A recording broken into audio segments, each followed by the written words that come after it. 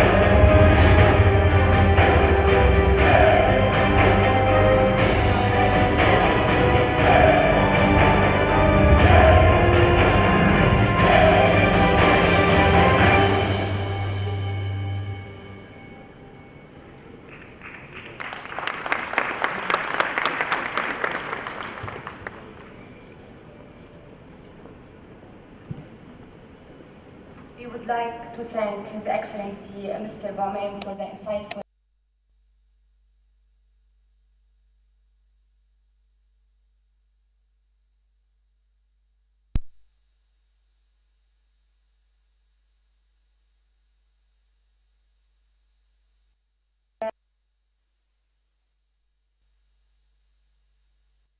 is not simply homogeneous.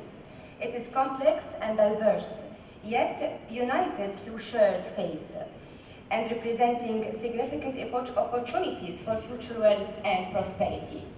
To start proceedings, I welcome our panelists for this session.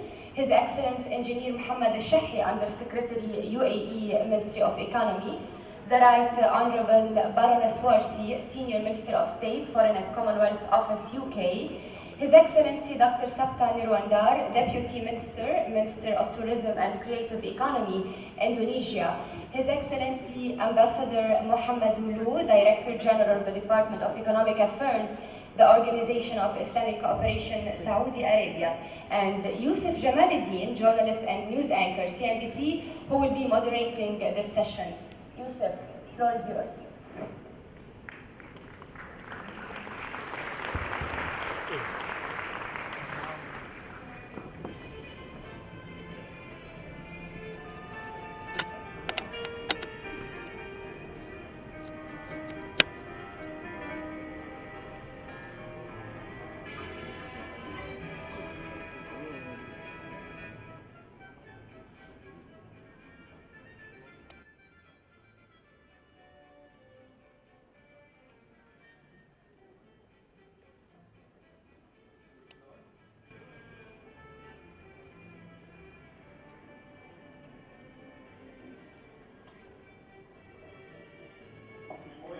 Thank you for coming out. It's a privilege to be here at this inaugural summit. It's a very important time, not just for the region, but especially for Dubai.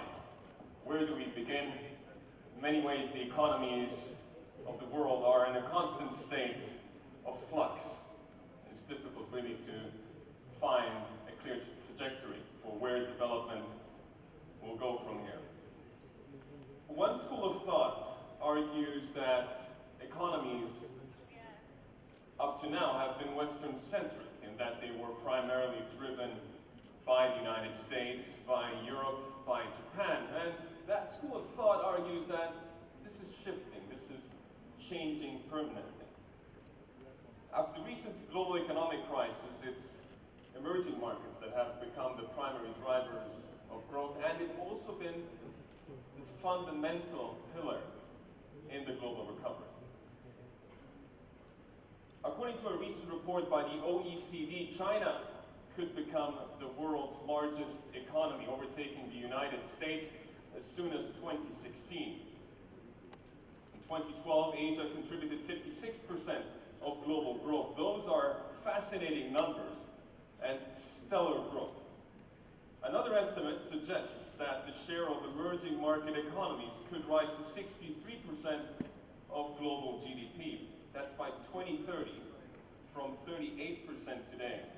And you can imagine what ramifications this has on global markets and global trade.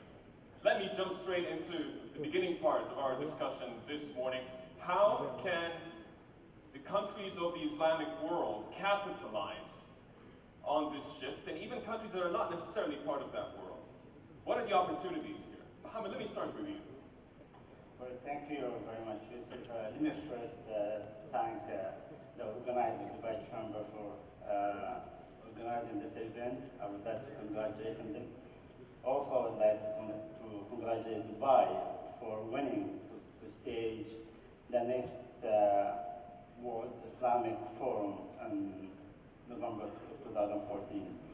This is a very important question. I happened to attend last week the COMESEC meetings, where the Committee for the Cooperations of Economic and Commerce of the OIC countries which is about 57 countries of the Islamic country. As you have mentioned, the economy has shifted from developed countries, which is the USA, Europe, Japan, and North America, toward emerging and or developing countries. In 2001, the BRICS, or the developing countries, they only contribute to 31% of the global trade. At the moment, they're contributing about 45% of the global trade. However, since we are talking today about Islamic economy, let's talk about also how much the OIC country contributing to this one, which is the most important. Perhaps if you could just give us one or two examples of how the United Arab Emirates is capitalizing on this shift. We will get to your point about Islamic economies in a few minutes, but just very briefly, what is your top line strategy for making the most of this change from the Western world to the East? United Arab Emirates' structural model, economic model, was built into a more diversified economy. We have worked with all different parts of the world to make sure that our economy grew in a more diversified way. We have not relied on oils, we have not relied on hydrocarbons. We have done a wonderful work by utilizing our capability, our strength by diversifying our economy. I'll give you an example, for example. We have been growing in a percentage of about 3%, 4%, 4.5%. We expect this year 4.9%. But the most interesting part is that our hydrocarbons only contribute to 30% of our And that is clearly a standout economy within the region. Let me broaden out the conversation. Mohamedou, what's your take on this? I mean, as a representative of the OIC and overseeing a lot of the economic programs, where are the opportunities here and how are you positioning the OIC?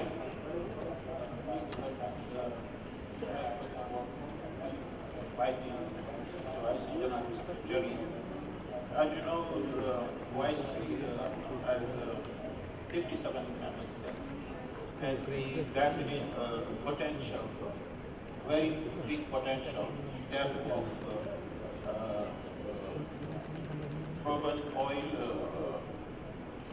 65% of the crude oil world, 57 of natural gas, and we have 21 of the world population, 23 1. But we are below. We are below, very low below the our possibility in the economy. And we develop some programs to resolve this kind of problem. The first one is the 10-year program, which have been adopted in Makamut, Bukarama in 2005. This is the finance to fight against, to fight the poverty, the unemployment, the education problem, and the way we find to enhance our economy is to promote the trade, promoting trade and exchange between the member states, promoting Islamic finance, and We'll get more of the views from the OIC as a pan-regional organization. Let me now go.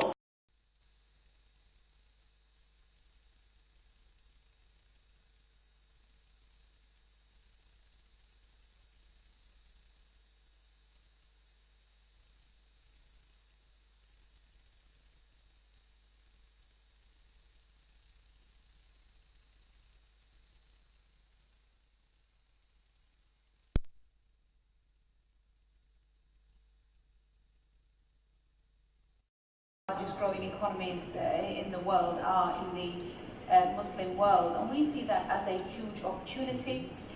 We see the emerging middle class within these communities as a huge opportunity for better goods and services, which of course Britain stands ready to provide.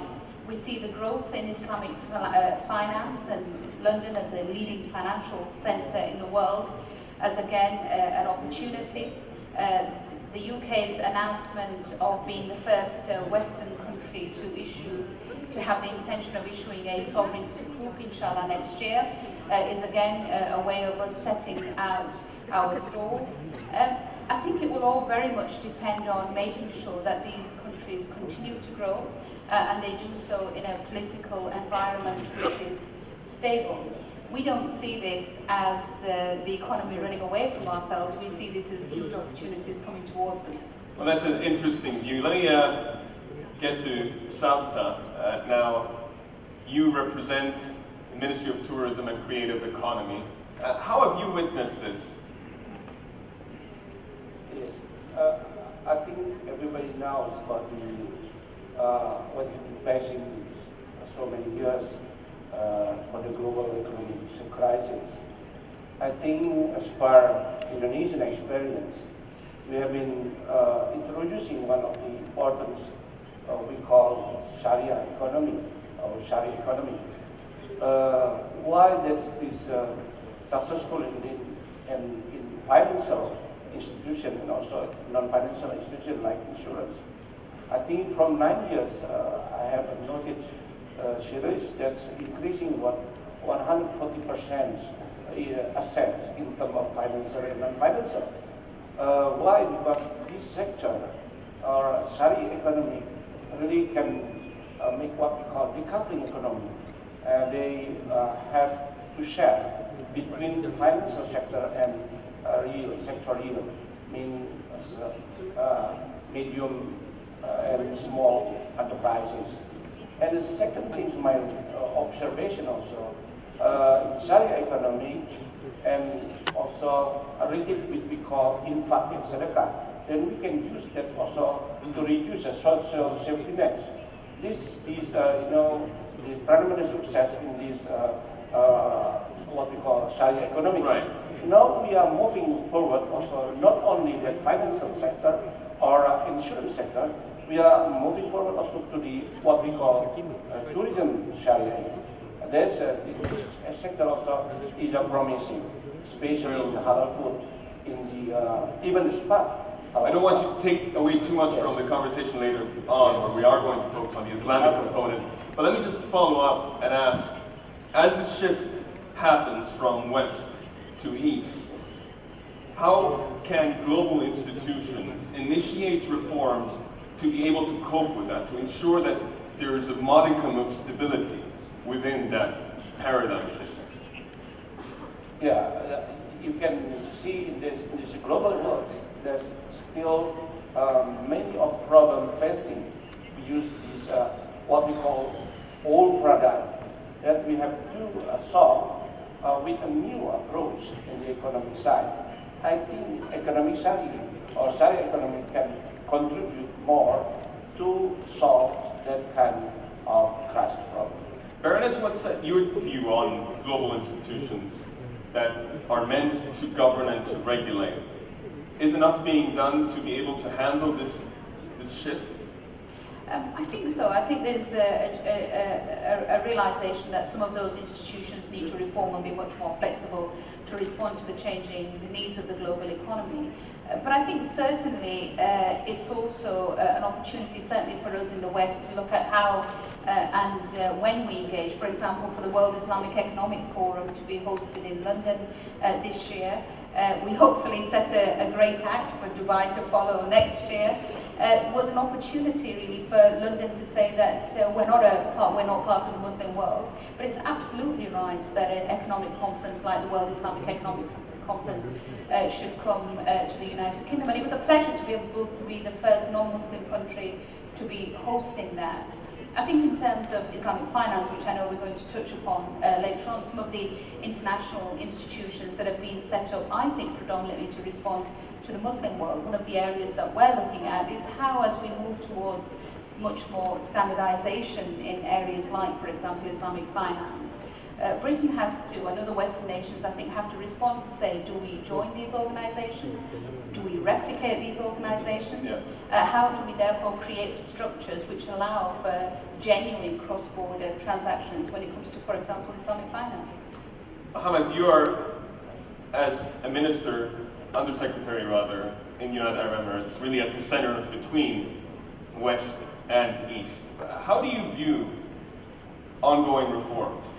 I think, let me put something into perspective here. When we talk about globalization, of course, United Arab Emirates being the center of the Islamic world, the center of the gateway between Europe, Asia, and Africa, can be a major player when it comes to the globalizations of the Islamic economy. However, I would like to somehow shift the matter a little bit, and because every time we speak about Islamic economy, we speak about the 1.6 billion populations or the Islamic nation. I think the word globalization is very important here.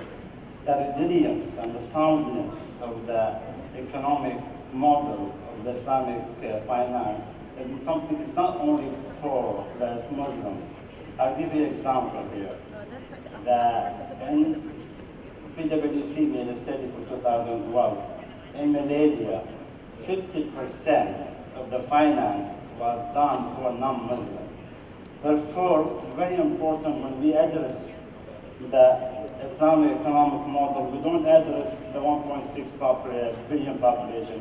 We should think from now, from this event, from future Islamic forum, we should talk about this model is not only for Muslims, it's model for everybody, because after the GFC, the global financial crisis, we have come up with a model which has resisted all type of troubles. So in this case, you're advocating a bit of a broader view, and with it a lot more opportunities. Mohammed, again, as a pan-regional organization, you have been undertaking a various set of reforms and legislative sort of overviews. I mean, where do you stand on this? I mean, the OIC is not very high profile. It doesn't publicize necessarily very openly what it does. Just talk us through what the OIC has been doing perhaps in the past year to adapt to these changing economic winds. First of all, as I told you before, we try to enhance our cooperation in many levels because we do have a gap between 10 leading countries and the rest of the OIC member countries. For these 10 leading countries are, in 2012, 10 leading countries generated 79% of the total OIC output, GDP. So, and besides that, you have the 23 countries which are on the less developed countries of the world. So, we try to enhance this cooperation on the financial level, on the trade level, and we have many programs. On one of these programs is the special program for Africa, for example, which have a capital of $10 billion, which is financing, many parts of the economy, to fight against, poverty, health, and education. We have Asia, program in Asia, but the most valuable program we have is the 10 years program. We are in the midterm of this program, and it was Again, we'll explore that more in a minute. I think you would like to respond to that. I think that since the UAE is a very active member of the OIC, I would like to emphasize on some particular numbers and also just very briefly. In 1 minute. At the moment we have a 10-year program where we have increased our intra-OIC trade from $205 billion in 2005 to $740 billion in 2012. However, there are certain procedures and tools that require to be done, and I hope here, and with the presence of the OIC members, that all members to participate. Number one, to sign and ratify the framework agreement in order to finish the TPS, which is the Trade Preferential Agreement systems, in order to organize, to go into more common market, in order to strengthen the economy of the OIC. So clearly inter-regional trade, quite high up on the agenda from your perspective. Let me get your views as well on the role of instability in the Muslim world. Again, we're in a time where there is violence and turmoil in quite a few countries, Iraq, Syria, Libya, and many others that are going through very difficult times. The reality is, however, that it has benefited other countries with capital inflow and tourism and just a lot more attention, if you will. Again, let me move to Sabta again. From an Indonesian point of view, this has been a positive development, hasn't it? You've actually been able to capitalize on the turmoil, let's say, in North Africa and in Iraq. You have more interest. Can you actually pick that up from the numbers? I think so. We look at in the other ways. Of course, we have to give a very strong solidarity to them to solve this, our brothers and sister problem. Of course, even though this is still in the process of peace in that area, I think Indonesia has enjoyed the tourism sector, while of course the other OIC members, even also in the Middle East, the visitor to Indonesia is growing very, very strong. I think in this case, this tourism sector of Indonesia, more and more we have more what we call Islamic traveler. So more than 2 million people, 2 million visitors, they also need supporting of this, what we call tourism Sharia. That's why now the government strong, very strong, policy to facilitate this area. Not only, the financial institution what we need, but also there's many operating industry supported tourism, like hotel, like also, restaurant, then also certification of the halal food. This is now is a very interesting. We'll get back to And that in a second. also we can say also for Indonesia itself, we have 225 million people. That's in domestic market also is important. We are the most populated Muslim country. I think Clearly a lot of potential then. Yes. Baroness, again, what is the UK perspective on this? I mean, again, you have the luxury of being able to witness this as a bystander a little bit. Where are the opportunities? Where are the risks? Briefly, Eugene. Well, as a Foreign Office Minister, I think, Yusuf, I don't think we consider ourselves to be a bystander in any of these disputes. And of course, there will always be short-term gains with capital outflows and therefore inflows in other countries. And companies make great money where there is high risk, they get better returns. And so there will be short-term gains for some countries. Well, the less safe the region is, the more London, for example, the city is used as a safe haven. But the long-term challenges, I think this is what we need to go back to. The example I always use is that investors in any country are like birds. You have one arrive, then a second arrives, then a third arrives, and then you end up with a flock. So the inflow comes slowly, but I think then something happens, and it's a bit like, it's like a clap. You have a bang, and then they all fly off in one single go. And therefore, I think political stability is absolutely essential in terms of long-term growth for these emerging economies. And there has to be long-term growth, because taking it back to where the most benefits are for countries like Britain is the growth of the middle class, which will want a better standard of goods and services. So political instability is absolutely of vital importance to all of us, and it's why we need to work together to try and find some of these incredibly difficult solutions that we've been witnessing, for example, over the last 24 hours. Islam today is the fastest growing religion in the world at 1.84%. Let me break those numbers down for you a little bit. Muslims today constitute 23.4% of the global population. That's 90% of North Africa, 70% of the Gulf, and 25% of South and Southeast Asia. The term pan-Islamism conjures images of militancy and violence, and the Arab Spring has hardly helped in that regard. But Islamic finance can play a bigger and more fundamental role. Asia today represents 68% of the global sukuk market. And these sukuk can be used to drive the economic growth by financing large-scale projects and major infrastructure developments as well. Let's talk about the evolution and the opportunities that the Muslim world offers, again, to the global community. Mohammed, let me begin with you. What are the main challenges, first of all, that the Muslim world is facing?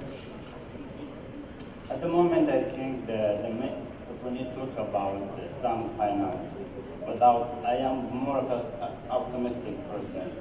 When you say Islamic world and the turmoil that Islamic world have, I think this is a very narrow window there. What we can see now, the 72% of the contributors of the OIC countries are the top 10 countries, and they have stability within those top 10 countries that contribute to 72% of the OIC economy.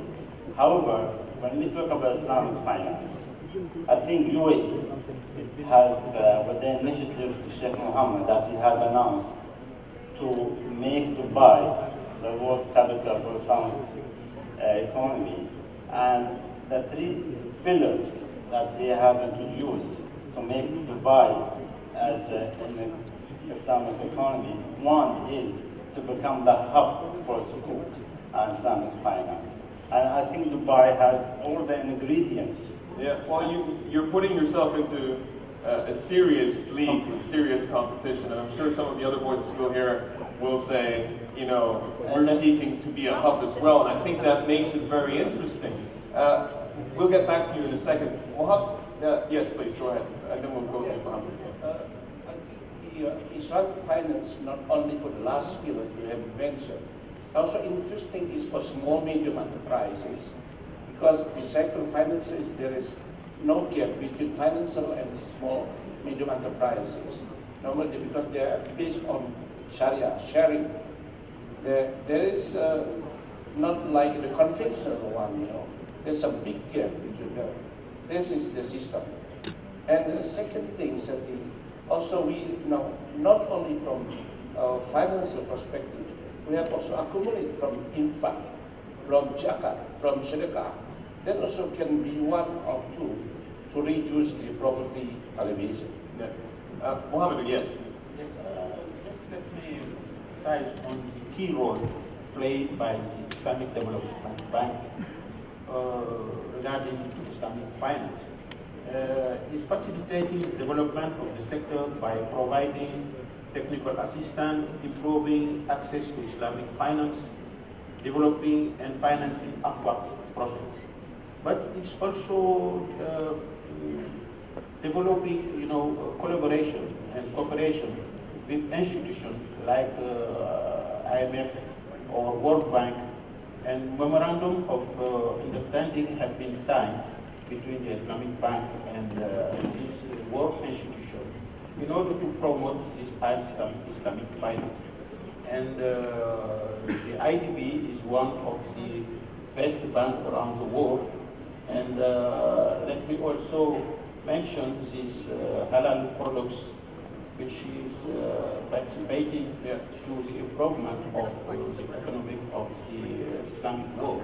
There will be further separate sessions later on as well, exploring the opportunities that you just talked about. Baroness, you've been pushing the policy of trying to garner as much attention to London as a hub for Islamic finance. You've even established a task force. I like the name, that's great marketing. How do you compete with Dubai and with Malaysia and other centers of the Islamic world? And would you categorize that as competition, or is there any chance to collaborate here? Because when I see it's raw competition. Well, it's more than just marketing as far as the United Kingdom is concerned. And look, competition as a Conservative politician, as a centre-right politician, I always think competition is good when the market is allowed to regulate itself. But I don't see this as purely competition. I think it's KL and Dubai and London and indeed Bahrain and other places. And I think that it's a huge opportunity. Islamic finance provides a different opportunity to different communities. It provides countries like Britain and, of course, other places around the world which are developing an alternative form of financing, for example, for infrastructure projects.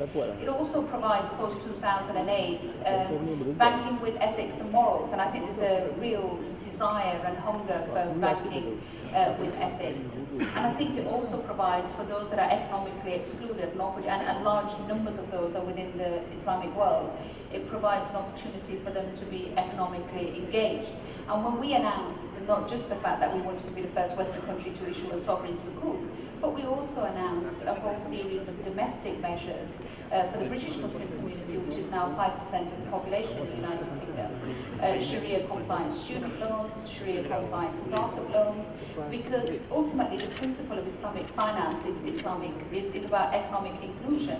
And therefore what the Prime Minister announced at the World Islamic Economic Forum was that no community should therefore feel left behind, that somehow their religious principles stop them from being economically engaged. Sabda, what's your take on, let me say, these increasing number of competitors who all want a chunk of the global Islamic economy pie? Do they stand a chance, in your view, compared to the established players in the ring? Yes, I think we call co-competition. We can cooperate in competition. Why not? Then we can cooperate among the institutional global finance. I would like to emphasize what has been stated by Undersecretary. This is a time for us now to look at really in deep how the Islamic finance can contribute to the new model of economy. We have been experiencing for many times, facing the global crisis global economic and finance crisis. And things, I believe and trust that the Islamic finance can contribute to make more resilient our economy. Like you have been mentioned about this cooperation among conventional or unconventional institutional finance and global or regional.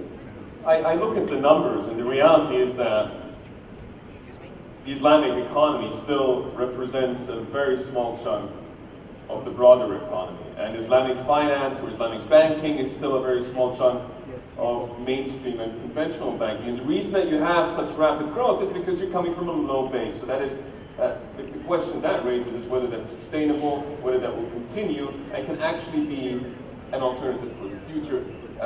Mohamedou, let's get your perspective on this. My point of view, the OIC member states are developing a strategy towards this issue, and they are, enhancing the cooperation at all levels, as you mentioned. For example, in tourism, we are developing the health tourism, very new, issues, very new perspective. We will meet in Banjul in last month and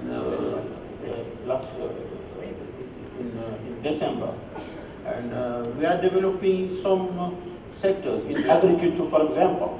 We are improving, the cooperation and developing some programs in the very poorest, country of the Islamic world. I can mention one example. During the food crisis, for example, cooperation have been enhanced between the member states of the Gulf and some African Western countries, which have arable land and financing equipments, transferring, technology to this country and developing the country in order to resolve this food crisis. When we talk about strategies to capitalize on the opportunities of the Islamic economy,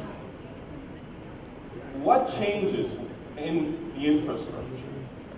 I mean, in the case of Dubai, you're positioning yourself now to become the center of the global Islamic economy. How does that change the rules of the game?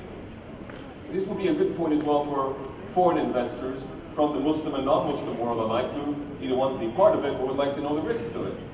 I think that the governance of the Islamic finance, Islamic economy, the self-governance about the Sharia compliance.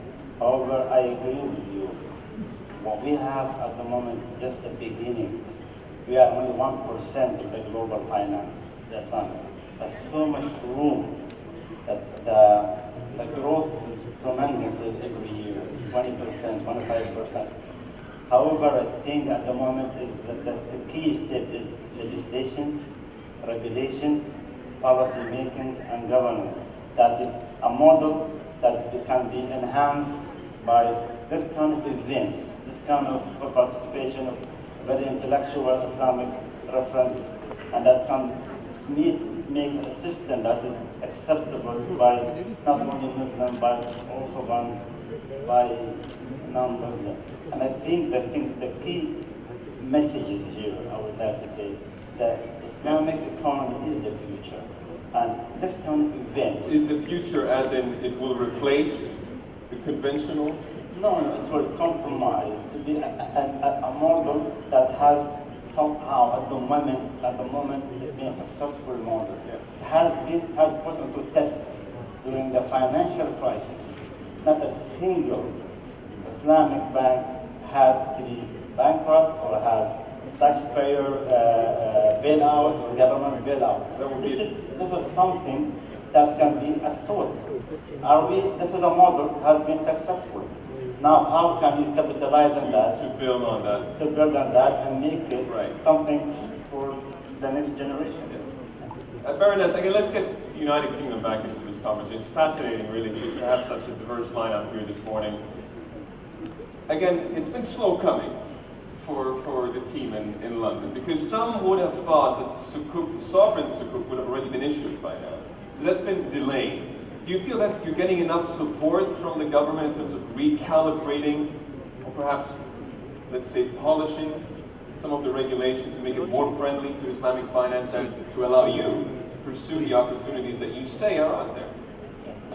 I think it would be right to say that in the past we have raised market expectations about the issuance of a sovereign sukuk. So certainly when I became involved in this 18 months ago when we set up the Islamic Finance Task Force, I was cautious, but cautiously optimistic. And pretty determined underneath all of that. It has been challenging. Of course, you're dealing with a regulatory framework, you're dealing with treasury orthodoxy rules, which have to be dealt with before we could come to this issuance. But, you know, alhamdulillah, we're at that point now, and there's a firm commitment from the Prime Minister. And I think what it's done is it's sent out a very clear flare that Britain is open for business and Britain should be the preferred partner of choice for the Islamic world. But I think the global Islamic economy, which is much broader than Islamic finance. Look, brand Islam is important. It hasn't had the best of public relations up to now. The fact that we can link it not to what is normally linked to in the media, but link it to the economy, I think is a positive move forward. Brand Islam is a necessity, from food, fashion to lifestyle. It is absolutely marketable. And I think it is something that we can play a role in. I think what we must be careful, though, is that we mustn't become hung up and obsessed about conformity of opinion on brand Islam. Yeah. You know, if you try and get, you know, even two scholars in a room, you're probably not going to get agreement. You're certainly not going to get agreement when you've got multiple theologians in the room. And I don't think it is about achieving conformity of standard across theologies. I think it's about making sure that the brand can be sold, even if it's initially at regional levels. Safta, I'm guessing you're probably looking up some key numbers, right, about the Islamic economy? Right. Perhaps we can segue from that to what Indonesia is doing to build on those opportunities. Are you pursuing any active reforms to again, better make use of what's out there? I mean, we heard the United Kingdom's perspective, we got some insight on the United Arab Emirates. What about Indonesia? Because there are reforms underway when it comes to tourism and Sharia compliance. Where do you stand and where should we go from there? Yes, first of all, things we have also reform in the financial institution in comply or in line with the bank Sharia banking, insurance banking, and also related financial product. And I think after 9 years we have been successful. The asset of this bank is increasing, and also the bubble economy has been reduced. I think this is the proof. Nowadays, we have what we call macro policy that has been launched by our president, what we call the Sharia movement. Not only the financial sector, we have to move on, but also in the other sector, agriculture, even food industry. We have to provide our domestic market 120 with the halal food. And also, of course, now we also have a policies for the increasing of numbers of hotel, numbers of school, number of many of services in that line. That doesn't mean we close down the conventional. This is a matter of choice. We have done the services. Of course, we have received not only Muslim traveler, you know, that's from 10 million, we have 7 million conventional tourism. But of course, we need also the room to give the chance our brother and sister to have a choice. Yeah, that's important. Some better, you know, for the halal food, that's more than 100 billion rupiah. I mean, you really underscore the key point here is that we've hardly scratched the surface. We've tried to pack in as much as we could in the plenary panel, really the startup and the starting point to the rest of the day. I'd like to thank my distinguished panelists this morning. We were joined by His Excellency Mohammed al-Shihi, Undersecretary, Ministry of Economy, United Arab Emirates, and the Right Honourable Baroness Warsi, Senior Minister of State, Foreign and Commonwealth Office, United Kingdom, His Excellency Sapta Nirawander, Deputy Minister at the Ministry of Tourism and Creative Economy in Indonesia, and finally His Excellency Ambassador Muhammadu Dudu Lo, Director General, the Department of Economic Affairs at the Organization of Islamic Cooperation in Saudi Arabia. I'm Yusuf Gamiruddin, and thank you very much again for joining us this morning.